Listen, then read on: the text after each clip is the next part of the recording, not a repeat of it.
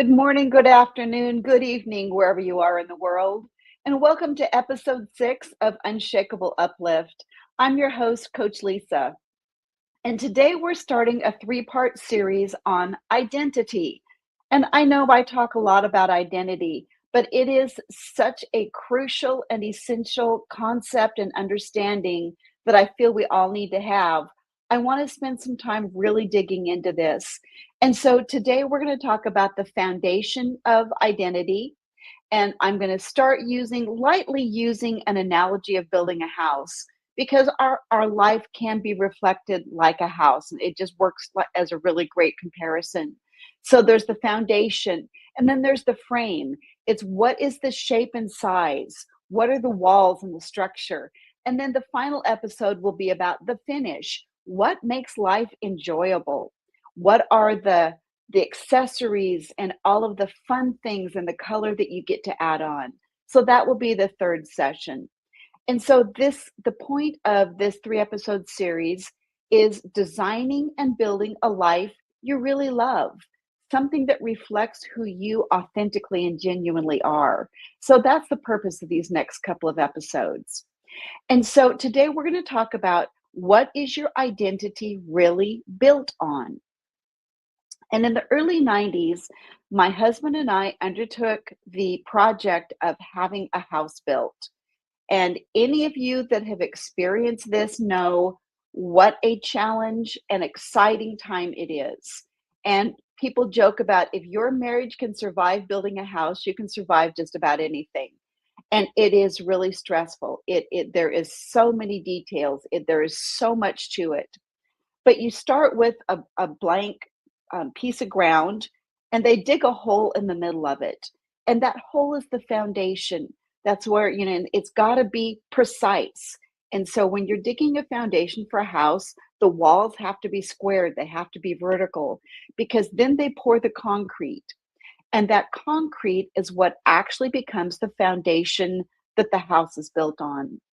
And so the interesting thing about foundations is a lot of time it's underground and you don't see it. But without a solid foundation, what you build can be shaky. And again, of course, here we talk about being unshakable. And so sometimes there is hidden truths or even untruths that sneak into our foundation. And so we're going to talk about that a little bit today too. And so when we think about comparing building a house to building our life, a lot of times we go into life and just let it happen. And sometimes that's okay. But I've always said, if I could go back and teach my younger self, my 20-year-old self, any one particular lesson, it would be to go into life and build life intentionally. Because either you can be a passenger in your own life and let life happen to you, or you can be in the driver's seat of your life and you can build the life that you love and the life that you really want. And that's true regardless of circumstances. So we're going to talk about that. And so again, foundation is something you don't always see, but it needs to be there and it needs to be solid. And if it's the foundation of your life, you really want it to be something that you agree with. And so when our foundation is not built on something that authentically reflects who we are, it can create some tension and it can create some problems in your building. And we'll talk about, how from childhood, our foundation starts to get built. And then we have a choice. We always have a choice. And that's probably the one thing I really want you to keep in mind today as we go through this, is regardless of where you started, even where you are right now today, you can choose differently. Okay, and so we're going to move on to that. And so, from a biblical standpoint, which I try and tie a lot of things back to foundational solid truth, Ephesians 2:10 talks about that we are God's masterpiece. And I also believe that there is a divine blueprint. And so, again, going back to when my husband and I built our house, the first thing we did was meet with the architect and tell him how big of a house we wanted, what kind of rooms we wanted, single story, 2-story. It was a full basement and then a single story on ground level. My husband got to have his special things built in. I had a couple of things I wanted built in. I designed my kitchen. And so there's this conceptual theory that's on paper. And that's what the blueprint part is. And then they actually start building. That's when they dig the foundation and start putting things together. And so we all have a divine blueprint. We have a master plan of what we are composed of.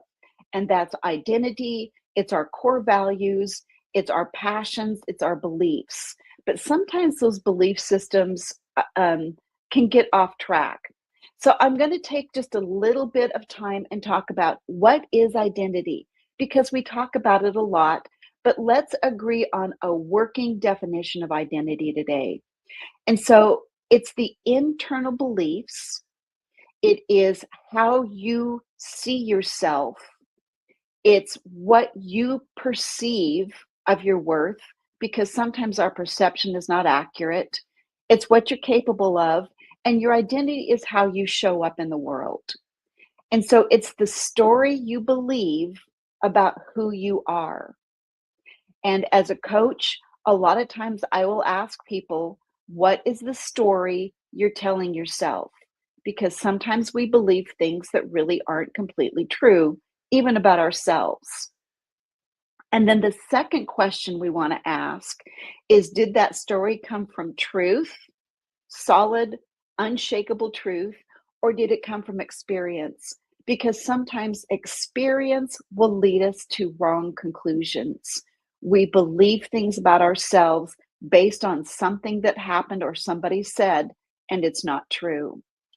And so another really interesting thing I want to talk about this morning is how important childhood is to the formation of identity.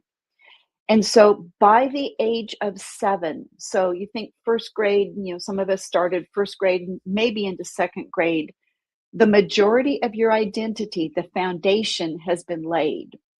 And so between the ages primarily of 3 and 7 is where you start to develop that concept of yourself and who you are. It's where you learn language. It's where you learn culture. It's where you learn your belief system. It's what the words are and that are spoken over you. And so this is why we talk a lot about childhood is really important. And again, I'm going to say, if you did not have a fantastic childhood, you can build your own identity. You have to go back and recognize what came into your identity from childhood that you don't want to keep anymore. And that's, again, I think the really good news in all of this is once you see something that you choose not to keep, through inner healing, through prayer, through journaling, you can change that. Your foundation is free to be updated. And so some of those early conclusions, and so if you lived in a family where you were not encouraged and uplifted, it can cause you to have an incorrect perception of yourself. If you lived in a home where it was better to be seen and not heard, it can shut down your voice. But that doesn't mean you don't have a voice and that you're not supposed to use it. You just have to unlearn some of that behavior. And again, you all know that if you've listened to me, my favorite quote is, sometimes it's not so much about becoming anything as it is unbecoming everything you're not. And that's really true when it comes to identity, because anything that is not authentically you, you have the ability to choose to set that aside and leave it in your past. It's don't look in the rearview mirror, look forward through the windshield. That's the direction you're going. And so we want to be intentional about what we build on. And so examining our lives and looking at what has already been poured into us, you get to say, I want to keep that and that and that part not so much. And it lets you become more aligned. And so when I talk about alignment, it's like, here's the plumb line. Here's where you're actually supposed to be, and you're offset a little bit. What we want to do is come into alignment so that we are true to our authentic self. And so, again, going back to this childhood, if you didn't grow up in a safe home, oftentimes you had to choose between authenticity or attachment. And what that means is if your authentic true self was very bubbly and flowy and outgoing, but you lived in a home that valued children being, seen and not heard or being quiet, you learned to suppress that exuberance in order to be safe. And as children, we rely on our parents for food and shelter and clothing and, education and all those things. And so sometimes this authenticity versus attachment will create a chasm. And a lot of us spend our adult lives closing that gap. But again, the great news is it can be closed. And so your identity may have been formed early, but it didn't ever intend to stop there. We get to continue building out our identity. And so, again, another concept I want to talk about this morning is being made in God's image. And so, in Genesis, first book of the Bible, Old Testament, when God talked about creation, God said, "Let us make mankind in our image, in our likeness." And that's what God did. And the Latin word for it is imago Dei. It means we're made in God's image. And so it's in our DNA to be connected to God and to be connected to other people. We were not made to stand alone, although we are held accountable for our own actions. But we're built to be in community. We're built to be in relationship. And that's where that family foundation also plays a part. And so if we again look into even the New Testament, Colossians 3:10 talks about putting on the new self, which is being renewed in the image of its creator. And so throughout the Bible, Old Testament all the way through to the book of Revelation, God talks a lot about identity and about who we are. And so one of the concepts that comes up is our name. And again, I'm going to reference Old Testament just for a minute here. In the Old Testament, your name was more than just your handle, what we would call a social media handle. Your name represented who you were. So in Hebrew thought, it wasn't just what people called you, it represented you at your core. And so that's why God changed the foundation of Abram. He renamed him Abraham. God also took Jacob and Esau. He took Jacob and renamed him Israel. And so we even see examples in scripture of God changing people's identity because their name didn't fit. And I actually, in my life, have 2 or 3 friends who did not identify with their given birth name, and they have legally changed their name to what fits them, to what is in alignment. And we may or may not need to go to that extreme. I actually know people who go by their middle name rather than their first given name because the middle name fits better. Again, you have the ability to align with who you authentically are. And so even God redefines identity. And so for me, my name is Lysa, and that comes from Elizabeth, which means God is my promise. It's a reminder that identity isn't random. There's intention woven into who we are. And the question becomes, if your name carries intention, what is your identity built on?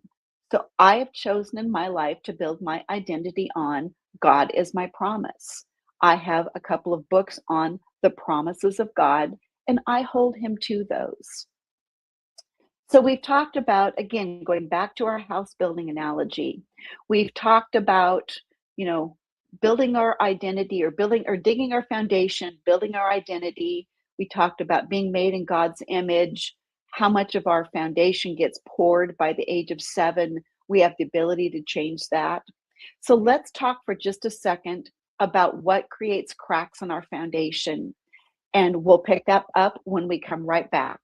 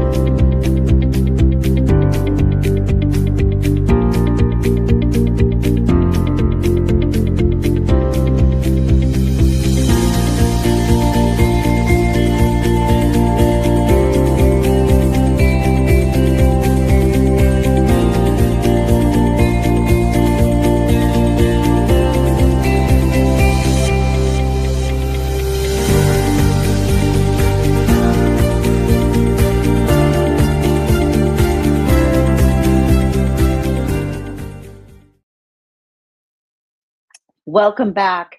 So, we're going to talk a little bit about what creates cracks in our foundation. So, again, foundation is foundational. And so, different things in life, different experiences, different mindsets, these things can create cracks in our foundation. And so cracks oftentimes don't come from one big moment. Again, as an inner healer and a coach, I talk a lot about trauma, but trauma can be a little thing when you're a younger person.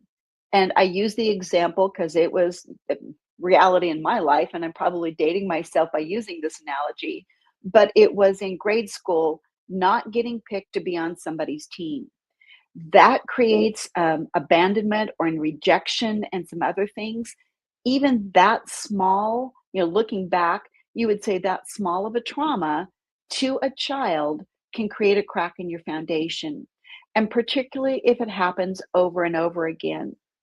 And so, cracks in our foundation tend to happen over time. And it's words that were spoken over us.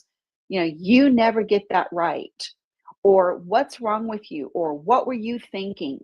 Different things that parents and as teenagers, our peers, in a marriage, things that our spouses may say either intentionally or inadvertently, rejection, and places where we assess that we weren't enough. And again, I talk quite a bit about performance mindset, performance and perfection. And I know I've shared this on another episode, but I'm going to do it again because it's so important. As perfectionists, when we are measuring ourselves based on our performance, we set the bar this high, which is impossible. Okay. It's unrealistic. And then we get here and we try again and we try again. We can never hit that perfection that we're aiming for. And we say, see, I told you I wasn't good enough. And so that's that self-assessment, that self-judgment, self-criticism that can also create these cracks in our foundation. And so one of the best things you can do to shore up or create an unshakable identity is to accept yourself, embrace yourself, look at yourself as a friend and talk to yourself as a friend. Our brains get in these endless loops and we repeat 80 to 90% of the thoughts today that we had yesterday. And if your thought and your self-evaluation is, I'm not good enough, I don't measure up, I can't get it right, I can't make a good decision, that that loop plays through your brain over and over again. And whether it's true or not, you believe it because you've thought it so many times. We get into the neural networks and the neuroplasticity in your brain, and it just wants to take the easy route and rerun those same thoughts. And again, this is where that intentionality is so important. I choose to rewire my brain, and I choose to say that I do make good decisions. And here's how I choose to think about it. And I'm going to do some research so that I know that I'm making a good decision. And so we have that ability to shift that playbook in our brain. And it does take energy, it does take work, it takes that intentionality. But when you do that, you're changing that foundation of your identity. And so, what we want to do is to make sure that our identity is built on truth, not on people's opinions, not even on my own opinion, but on truth. And so, we want to stand on that truth of who I am. And from that truth of who I am, then I go do things. I don't go, here's my performance. Is it good enough? Is it not good enough? Oh, I'm not good enough. You have to flip that script. You have to reverse that. And so a crack in your foundation is any place you have agreed with something that isn't true about you. I'm going to say it again. A crack in your foundation is simply the places where you have agreed with something about you that isn't true. And what you build on matters because eventually everything does get tested. And that's a good thing. We don't like going through challenges. We don't like going through testing, but it's how we find out where we're strong and where we're weak. Because when you're standing on truth, the truth of who you are unshakable. Circumstances will come, people will say things, and it will just roll off of you. Your foundation, your solid truth will not shake. Other things shake and fall away, and it can be hard and painful, but it's a good thing. And that can be true in relationships, true. And so let's talk about, if we do get cracks in our foundation, then what do? It's like, okay, I see this glaring crack. How do I fix it? How do I anchor my foundation? So, anchoring your identity isn't about trying harder, it's getting back to what's already true. And so, as a coach, I'm helping people think forward looking and design the life that they want to live. As an inner healer, I'm working with people's past and helping them to get healed through it. Okay, and so there's the two parts of it. We don't want to dwell in the past, but sometimes we have to go back and do some repair work and release some trapped emotions and understand why we keep doing this stupid thing that we don't want to do. And it's because there's an emotional hook inside of us that needs to be addressed. And so this is where choosing your identity is something you can do. You do have a choice. You have to begin to agree with the truth, even before you fully feel it. And so let's talk about belief versus emotion. Your belief system is part of that foundation. And again, I'm going to say it goes back to what you learned in childhood, whether you were embraced and encouraged or put down. But again, you get to choose the reality and the truth that you build on from today forward. And so when you start building consistently on truth, you will see things shift, sometimes pretty rapidly. Because once you start identifying what is authentic in you versus what is not authentic or inauthentic, you start getting this feel of, oh, this feels good. This is right and solid. This isn't. So, what's underneath this? Let's go do some digging. And I do encourage my clients to journal, because if you will just sit and let your hand write what your brain spits out, it will reveal clues to you about what is inauthentic and what needs to go. What makes you feel bad? Where do you stumble? Where do you get stuck? Those are all clues about where you need to work. And so, one concept I want to talk about really quickly here for perhaps my friends that have grown up in a religious system.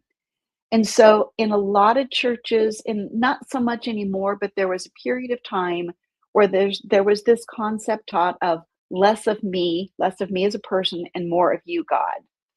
And so we interpret that to mean that we need to become smaller and quieter, and that we were inherently bad, and like we didn't matter, we don't get a vote.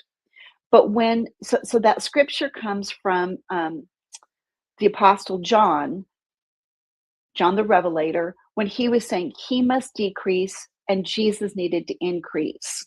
But he wasn't talking about erasing who John was. He was stepping out of the way of something that didn't align with God. It was more of a season, not that he as a person needed to go away. And so it's not about becoming less of who you are. It's about becoming less of who you are not. Back to becoming versus unbecoming. Less of false identity, less of that performance mindset, less of the beliefs that were built on wounds or expectations. And in our world, we are surrounded by a number of different aspects where we experience pressure and expectation. Our family expects things from us, and that's true in our nuclear family that we grew up in, or if you're a parent or a spouse, your family now. There are spoken and unspoken expectations about your role and how you're supposed to be and how you're supposed to look.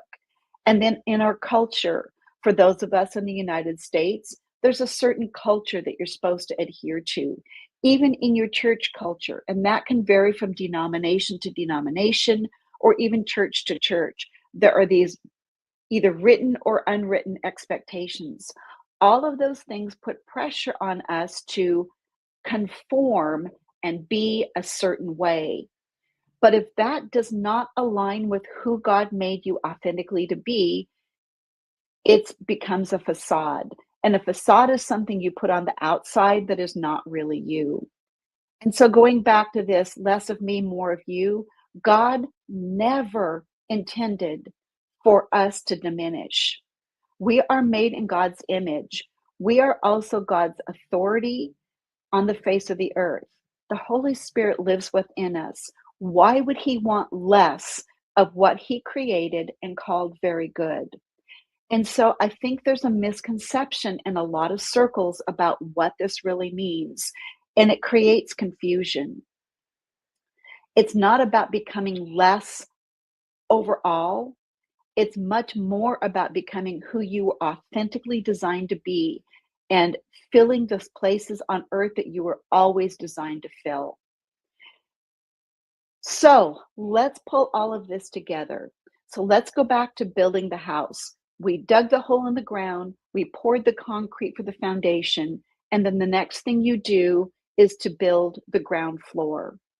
And so next week when we talk about frame, we're going to talk about building that ground floor and starting to put up the walls that start to form the structure of what the house is going to look like. And so my challenge for you this week is to think about your foundation and kind of write some things out about what is in your foundation and do you want to keep them or not. You can do something as simple as the old T-chart where it's good parts of my foundation, bad parts of my foundation. You can just brainstorm. I do a lot of mind circles where you're drawing things out, mind maps. There's a lot of different ways to kind of get this out, but start intentionally thinking about what is in your foundation and do you like it or not? If you like it, keep it. If you don't like it, you get a choice. And so our unshakable key for this week is that identity is rooted in truth, not experience. And so sometimes you have to go back and really find truth. You have to compare what is life experience or what other people have spoken into you versus what is really true about you. Okay? And so you're not starting over, you're starting from experience. And so you can begin today to build the foundation and create the life, design the life, reflect the life that you want to live. That's the best news today. And so 2 Corinthians 3:18 talks about that we are continually transformed into that imago Dei, God's image, with ever increasing glory. And the more you build your unshakable foundation, the more your life will reflect who you authentically are. And you will really begin to enjoy life. And that's where you become unshakable. Thanks for joining me today. Come back next week for part 2. Have a great one. Hi, this is Coach Lysa with Unshakeable Uplift, and here is today's unshakable tip. Stop performing and start rooting. If you're exhausted, it may not be your schedule. It may be your performance mindset. When your identity is built on being impressive, you always feel like you're behind. You're constantly running to catch up. But Colossians says, let your roots grow deep in Him. Roots don't perform, they anchor us. So today's tip is stop trying to impress the room. Stop trying to be overly impressive. Root your life in truth, and that's how you become unshakable.